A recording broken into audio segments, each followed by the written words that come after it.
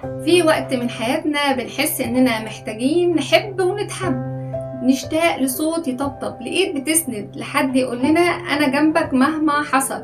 بس السؤال اللي مش بنسأله لنفسنا، هو ده حب ولا احتياج؟ في فرق كبير بين إنك تدخل علاقة عشان تشارك وبين إنك تدخلها عشان تهرب من وجعك.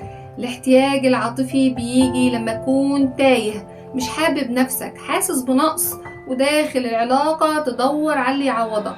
بتتعلق وتتعلق بسرعة، أي اهتمام بيأثر فيك، أي تجاهل بيكسرك، أي كلمة بتعمل دوشة جواك. أما الاستعداد للحب فهو حالة هدوء، تبقى عارف قيمتك وبتبص للعلاقة كإضافة مش إنقاذ.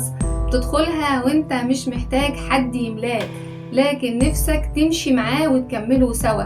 الاحتياج بتختار بسرعة، بتتغاضى عن حاجات كتير وتبرر حاجات أكتر بس عشان ما تبقاش لوحدك.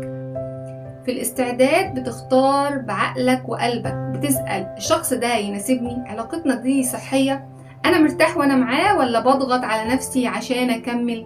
الاحتياج بيخليك تمسك في العلاقة حتى لو مؤذية علشان فكرك مفيش غيره، لكن الاستعداد بيخليك تقول أنا أستحق أكتر حتى لو كنت بتحب. لكن الاحتياج العاطفي طبيعي، بس لو موعدش ليه هيخدعك، هيخليك تشوف الحب في أي حاجة حتى لو كانت وجع، هيخليك تدخل علاقة بدافع الخوف وتسميه شغف. علشان كده قبل ما تحب اقعد مع نفسك واسألها، أنا فعلا جاهز أدي واستقبل حب ولا أنا بس محتاج حضن وأي حد هينفع؟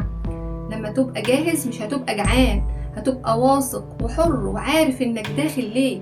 الشريك الصح مش بيشبعك، انت بتبقى شبعان ومستعد تشاركه حبك. عشان كده لازم ندور واحنا مستعدين عشان نلاقي الشريك الصح.